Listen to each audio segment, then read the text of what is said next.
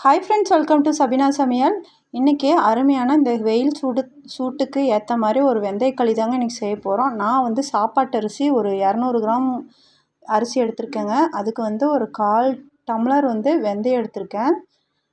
2 teaspoon வந்து இது உளுந்து இதோடு சேர்த்துக்க போகிறேன். இந்த வெந்தயத்தில் உளுந்து சேர்த்தாமே செய்வாங்க. நாங்கள் வந்து எப்போ செய்யும்போது அந்த உளுந்தை வந்து உள்ளே சேர்த்துக்குவோம். இப்போ வந்து நம்ம அரிசியும் உளுந்தையும் நல்லா ஒரு 4லேருந்து ஒரு 5 டைம் நல்லா கழுவி நல்லா நைட்டு ஃபுல்லாக ஊற வச்சுக்கலாங்க. பாருங்கள், நல்லா கழுவி தண்ணி ஊற்றி வச்சுருக்கிறேன். இப்போ காலையில் நம்ம எடுத்துகிட்டு பார்க்கலாம்.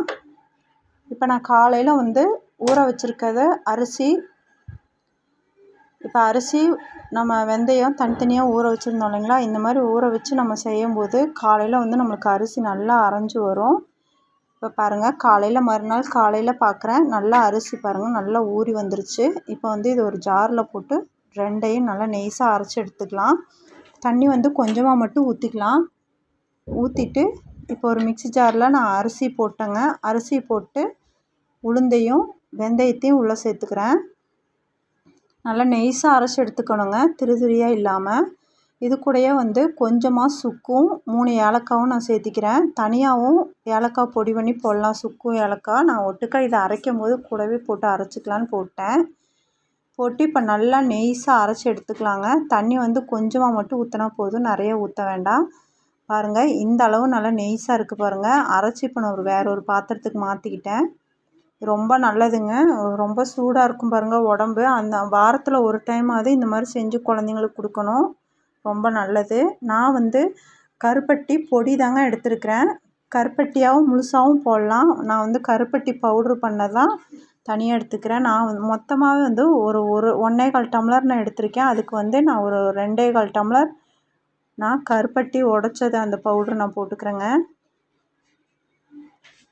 நல்லாயிருக்கும். இது ஒரிஜினலாக வந்து வாங்கினதுங்க, கடையில் வாங்கினது, சுத்தமானது தான்.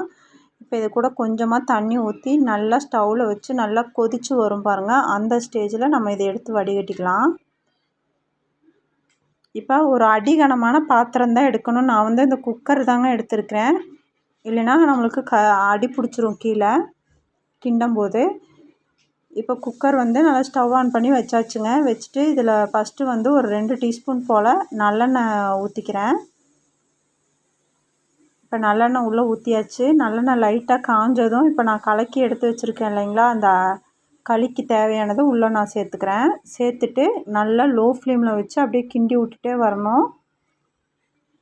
இந்த பக்கம் நம்ம கருப்பட்டி பாகு ரெடியாக இருக்குது, அதை வந்து வடிகட்டி உள்ளே சேர்த்துக்கலாம்.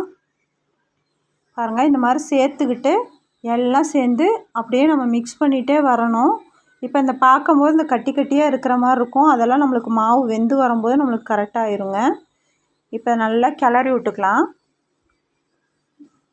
ரொம்ப சூப்பராக இருக்குங்க. இதோட நடுவில் நம்ம நல்லெண்ணெய் சேர்த்து சாப்பிட்ணும். நம்ம வெந்தயம் வந்து அதிகமாக நம்ம உடம்புக்கு நம்ம எடுத்துக்க மாட்டோம், தாளிக்கிற டைம் மட்டும்தான் கொஞ்சமாக போடுவோம். இந்த மாதிரி அடிக்கடி வாரத்தில் 2 டைமாவது இந்த மாதிரி களி செஞ்சு கொடுத்தா உடம்புக்கு ரொம்ப நல்லதுங்க, ஹீட்டு தணிஞ்சிரும். இப்போ நல்லெண்ணெய் வந்து இன்னொரு 3 டீஸ்பூன் போல் ஊற்றியாச்சு. பாருங்கள், சூப்பராக நம்மளுக்கு களி வருங்க. எவ்வளோ சுருண்டு வருது களி. இப்போ நல்லா சுருண்டு வந்துருச்சுங்க.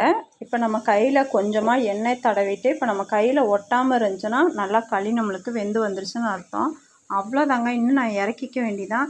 பாருங்கள், சுட சுட நம்மளுக்கு வெந்தயக்களி சூப்பராக ரெடி ஆயிடுச்சுங்க.